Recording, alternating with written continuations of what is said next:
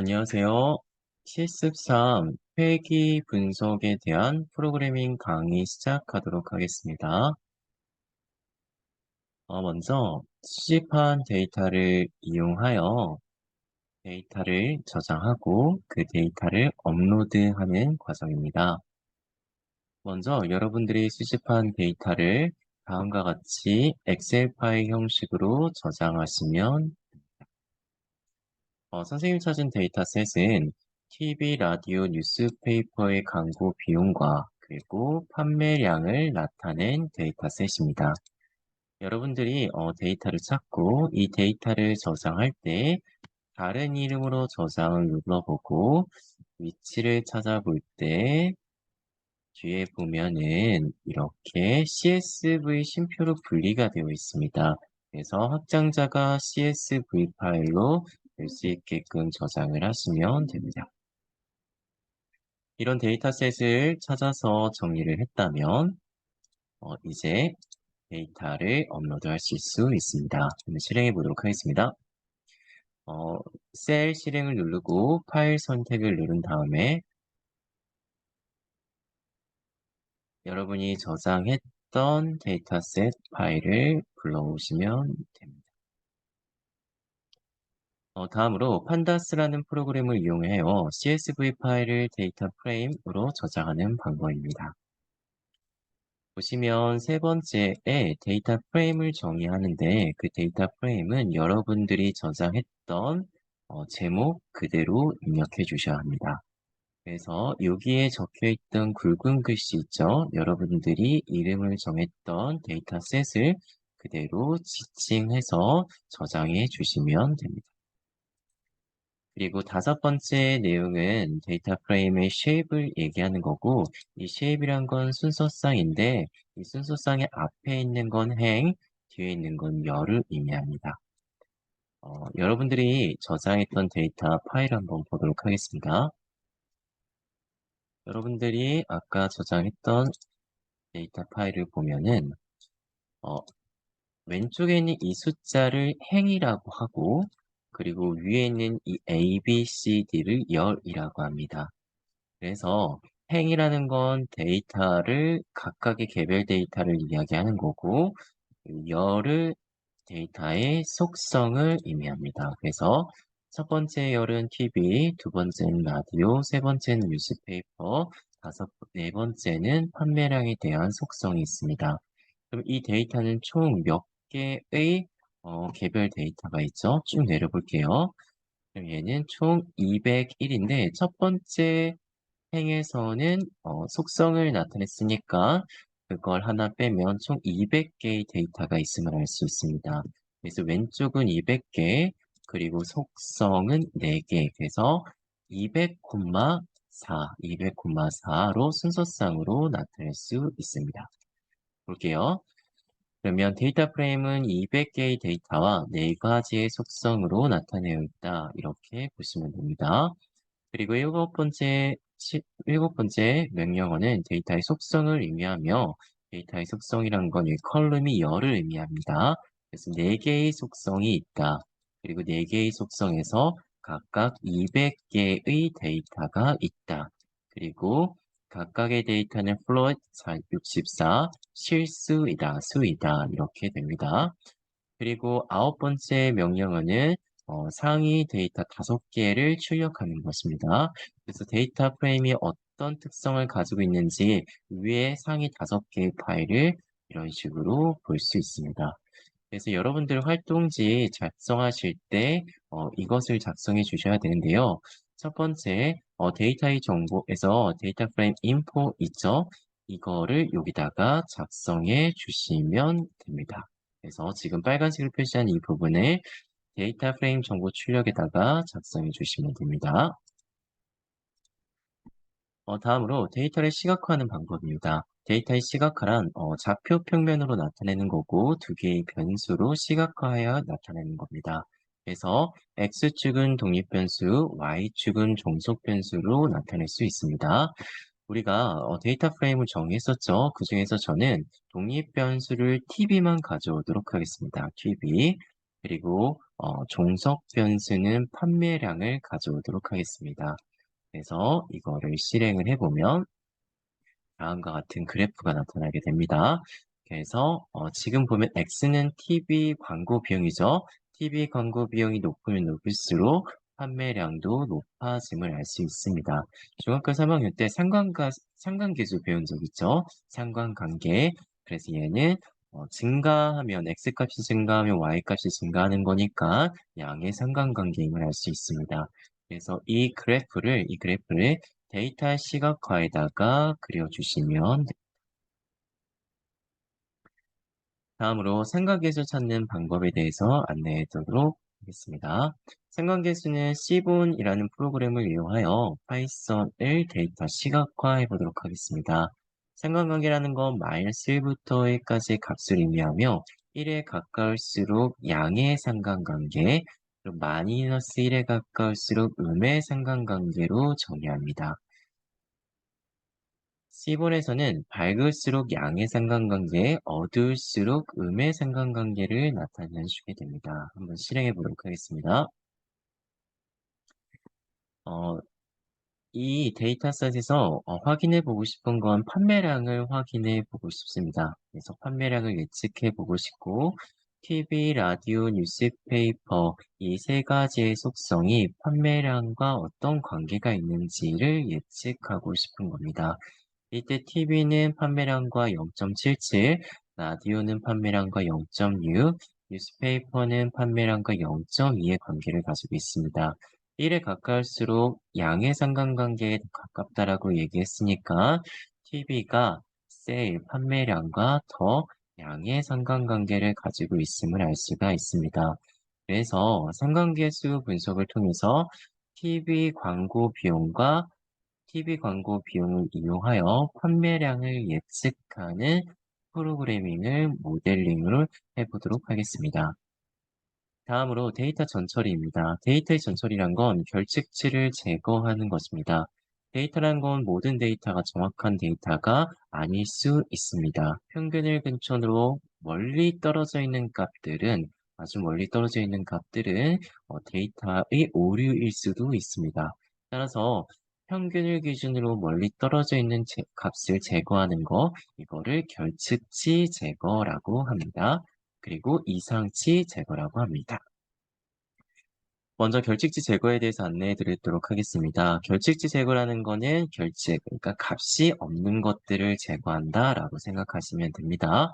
그래서 1번부터 4번까지 명령어는 결측치를 제거하는 것입니다. 이건 그대로 실행하시면 됩니다. 이상치 제거는 평균으로부터 멀리 떨어져 있는 값들을 제거하는 겁니다. 따라서 어떤 값들을 제거하고 싶은지를 여기다가 작성해 주시면 됩니다. 네, 저는 TV와 라디오의 광고 비용을 통해서 판매량을 예측하고 싶기 때문에 TV와 라디오의 광고 비용에서 이상치 평균으로부터 멀리 떨어져 있는 값들을 제거해 보도록 하겠습니다. 실행하면 193개의 데이터가 있음을 알 수 있습니다. 처음에 데이터 프레임을 얘기했을 때 총 200개의 데이터 프레임이 있었죠. 근데 그 중에서 193개의 데이터가 나왔으면 총 몇 개의 데이터가 제거가 된 거죠? 7개의 데이터가 제거가 된 거죠.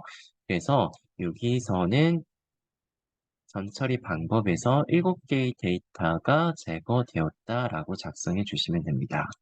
그리고 전처리의 이유에서는 결측치 및 이상치 제거라고 작성해 주시면 됩니다. 그리고 결측치와 이상치를 제거하는 이유에 대해서도 작성해 주시면 됩니다. 그 이유는 데이터가 정확하지 않으면 모델의 성능에 영향을 주어 모델도 정확도가 떨어진다. 그 이유를 작성해 주시면 됩니다. 다음으로 scikit-learn이라는 프로그램을 이용하여 훈련 데이터와 테스터 데이터를 분류해 보도록 하겠습니다. train, test, split이라는 것을 이용하여 데이터를 훈련 데이터, 테스트 데이터로 나누어 보도록 하겠습니다. 훈련 데이터와 테스터 데이터로 나눈 이유는 훈련 데이터는 모델을 최적화하기 위해 훈련하는 데이터를 의미하는 거고 테스터 데이터는 마지막에 훈련된 모델이 정말 성능이 좋은지 평가하기 위해서 마지막에 성능을 확인할 때 필요한 데이터입니다. 따라서 테스터 데이터를 나눌 때는 비율을 보통 기본값으로 25%로 테스터 데이터를 나누게 되어 있습니다. 그래서 75%는 훈련 데이터, 25%는 테스터 데이터로 분류할 수 있습니다. 그래서 얘를 그대로 실행하시면 됩니다. 다음으로 전처리에 대해서 한번 더 알아보도록 하겠습니다. 앞에서의 전처리는 이상치와 결측치를 제거하는 전처리였다면 이번에는 전처리는 스탠다드 스케일을 이용하여 훈련 데이터와 테스터 데이터를 표준화 전처리하는 것입니다. 이 표준화 전처리라는 건 데이터들이 가지고 있는 특성 값이 다르기 때문에 모델이 학습하는 데 있어서 문제가 발생하게 됩니다. 따라서 데이터들의 평균과 그 데이터들의 표준 편차를 일치하게 만들어서 이 데이터를 가지고 훈련하면 모델의 성능이 더 향상되게 됩니다. 그래서 표준 점수 방식을 이용하여 평균과 표준 편차를 일정하게 만들어 보도록 하겠습니다. 그래서 스탠다드 스케일을 이용할 거고, 그리고 데이터 프레임의 트레인 값은 앞에서 정했을지 데이터의 트레인과 데이터 프레임의 테스트로 두 개를 분류했었죠.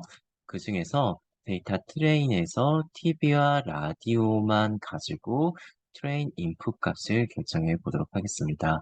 그래서 여러분들이 입력해야 되는 거는 독립변수 설정했던 값을 두 개를 여기다가 각각 대입하시면 됩니다. 그리고 데이터 프레임의 테스타도 똑같이 테스타의 인풋값, 입력값으로 되기 때문에 여기다가 독립변수를 입력하시면 됩니다. 다음으로 여기에 있는 명령어 567는 아까 이야기했던 스탠다드 스케일을 통해서 데이터의 평균과 표준 편차를 일정하게 만드는 겁니다. 평균은 0, 표준 편차는 1로 일정하게 만드는 방법이라고 생각하시면 됩니다. 그리고 8번과 9번 명령어는 종속 변수 값을 입력하시면 됩니다. 그래서 저는 판매량을 종속 변수로 뒀죠. 이렇게 입력해서 train input, train target, test input, test target 이렇게 해서 독립 변수와 종속 변수, 테스터, 그리고 train 이렇게 분류하여 데이터 값을 분류하였습니다. 전처리해서 나타내 보면 총 154개의 데이터가 훈련 데이터로 있습니다. 처음에 전처리하고 남은 데이터가 193개였죠. 이 중에서 훈련 데이터는 75%니까 여기서 0.7을 곱하면 154개의 데이터가 되겠죠. 그리고 저는 4가지 속성이 아니라 2가지 속성을 독립변수로 넣었기 때문에 열의 값은 2가 됩니다. 다음으로 심층 신경망 모델을 만들어 보도록 하겠습니다. 세큐엔셜이라는 클래스에서의 신경망 클래스를 이용하여 나타내 보도록 하겠습니다. 인풋 레이어에서는 데이터의 속성을 입력해 주셔야 합니다. 그래서 shape은 여기 n에다가 데이터 속성을 입력하는 건데 이 데이터의 속성이란 건 독립변수의 개수를 의미합니다. 독립변수가 하나면 여기다 1을 입력하고 독립변수가 2면 여기다가 2를 입력하시면 됩니다. 댄스는 신경망에서 가장 기본이 되는 밀지층을 만드는 클래스입니다. 그래서 댄스 뒤에 나오는 뉴런의 개수를 입력하시면 되고 액티베이션 펑션에서는 활성화 함수를 입력하시면 됩니다. 여기서 뉴런의 개수는 노드의 개수라고도 이야기할 수 있습니다. 그리고 출력층에서는 뉴런의 개수 및 활성화 함수의 종류를 구분하는 건데 회귀는 연속된 값을 예측하는 거기 때문에 뉴런의 개수는 1로 입력하고 액티베이션 펑션을 value를 사용하시면 됩니다. 그리고 분류는 뉴런의 개수는 분류하는 클래스의 개수만큼 나타내고 액티베이션 펑션은 softmax로 쓰시면 됩니다. 그래서 보면 모델을 만들겠습니다. 세퀀셜을 이용해서 여기서 들어가는 숫자는 독립변수의 개수가 되겠죠. 그래서 저는 TV와 라디오를 독립변수로 넣었기 때문에 여기에는 2라는 숫자를 입력했습니다. 그리고 여기 보면은 두 개의 히든 레이어, 중간층이 형성이 됐죠. 첫 번째는 input 레이어, 그리고 마지막은 output 레이어, 입력값, 그리고 출력값을 만든 레이어, 그리고 가운데 있는 이 두 개의 레이어를 우리가 히든 레이어라고 합니다. 이때 가질 수 있는 뉴런의 개수, 노드의 수를 여기다가 입력하시면 됩니다. 그런데 이 숫자는 여러분들이 자유롭게 입력하시면 됩니다. 이 값을 계속 변동하면서 모델의 성능을 향상시킬 수 있습니다. 저는 종속 변수를 판매량으로 놓고 판매량은 연속값을 갖기 때문에 마지막 아웃풋의 유로는 1로 설정하였습니다. 그리고 이거를 실행을 하게 되면은 다음과 같이 나타납니다.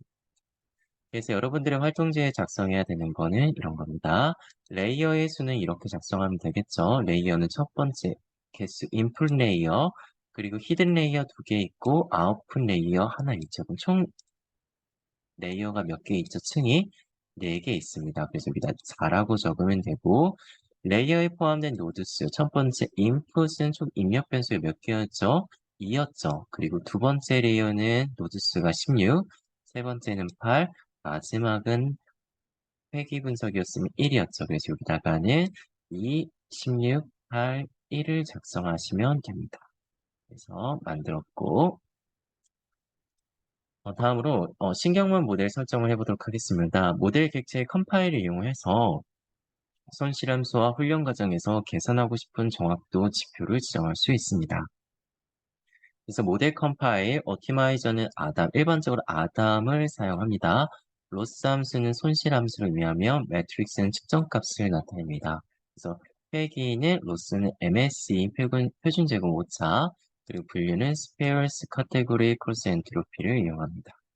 그래서 이거는 그대로 실행해 주시면 됩니다. 다음으로 이제 훈련을 해보도록 하겠습니다. 훈련은 이렇게 하시면 됩니다. 전체 데이터셋이 하나, 둘, 셋, 넷, 다여, 일곱, 여덟, 아홉 개. 하나, 둘, 셋, 넷, 다여, 일곱, 여덟, 아홉, 10개가 있다라고 하면 이 10개의 데이터를 한 번에 학습하면 모델이 과부하가 됩니다. 따라서 이거를 쪼개서 학습할 건데요. 배치 사이즈를 1이라고 설정을 하면 1만큼 이 배치 사이즈만큼만 한 번에 계산하는 겁니다. 그러면 전체 10개의 데이터셋은 배치 사이즈가 1이니까 한 번, 두 번, 세 번, 네 번, 다섯 번, 여섯 번, 일곱 번, 여덟 번, 아홉 번, 10번, 총 10번에 나누어서 계산하게 됩니다.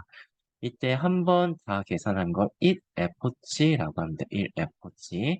그래서 여기 F치 값이 크면 클수록 훈련하는 반복 횟수가 더 많아지게 됩니다. 반복 횟수가 늘어나면 늘어날수록 모델은 더 향상하게 됩니다. 그래서 여기 보면은 F지 다음에 숫자를 입력하는 게 있죠.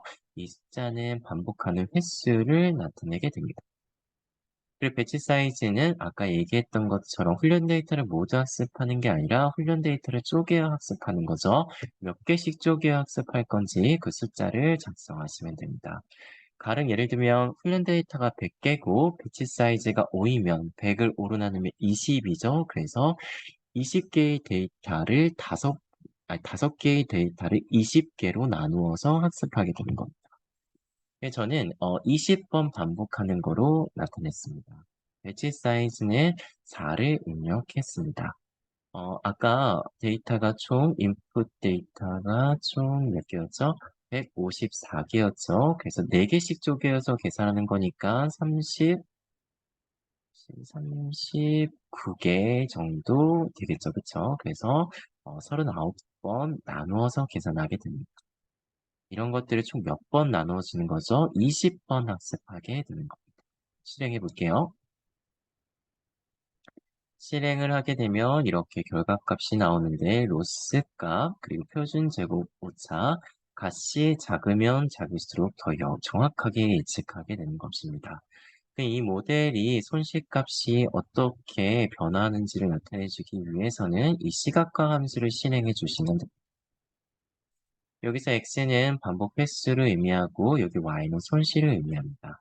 반복 횟수가 크면 클수록 손실값이 낮아짐을 확인할 수 있습니다. 이거는 그냥 그대로 실행하시면 됩니다. 다음 모델을 평가해 보도록 하겠습니다. 모델의 성능이 어떻게 되는지 아까 테스트 데이터를 이용하여 평가를 해보면 마지막에 이렇게 로스 값과 표준 제곱 오차 값이 나오게 되겠죠. 그래서 여러분의 활동지에다가는 여기다가 모델의 성능 평가의 로스와 표준 제곱 오차는 이 값을 입력해 주시면 됩니다. 그리고 앞에서 훈련 횟수와 배치 크기 있죠. 그래서 훈련 횟수는 F치 있죠. 이걸 여기다가 입력하면 20, 배치 크기는 4니까 여기다가 4를 입력해 주시면 됩니다. 마지막으로 데이터를 예측해 보도록 하겠습니다. 예측은 이렇게 누르시면 되는데요. 제가 아까 TV와 라디오의 값을 이용해서 판매량을 예측한다라고 얘기했죠. 그래서 저는 TV 광고 비용을 17, 라디오 광고 비용을 45로 놨을 때 예측값을 보면 12가 나왔습니다. 실제 한번 볼게요. 17, 45 라스트 실제값은 몇이었죠? 9였죠. 그런데 예측값이 12 정도 나왔습니다. 그럼 비슷하게 예측한 값이 되겠죠? 이렇게 예측할 수 있습니다. 그래서 이러한 값들을 한 3개 정도 찾아보고 여기서 모델의 예측값, 그러니까 여기 입력값은 어떻게 입력하면 되겠죠? 얘를 입력하면 되겠죠. 17, 45 그리고 모델의 예측값에서는 12.31 이렇게 적고 모드먼의 기대 예측값은 컴퓨터가 예측하는 게 아니라 여러분들이 예측한 값을 입력해 주시면 됩니다. 이렇게 하면은 분석이 마무리되었습니다. 그래서 딥러닝 실습 3 회귀 분석은 이렇게 마무리하는 거로 하겠습니다.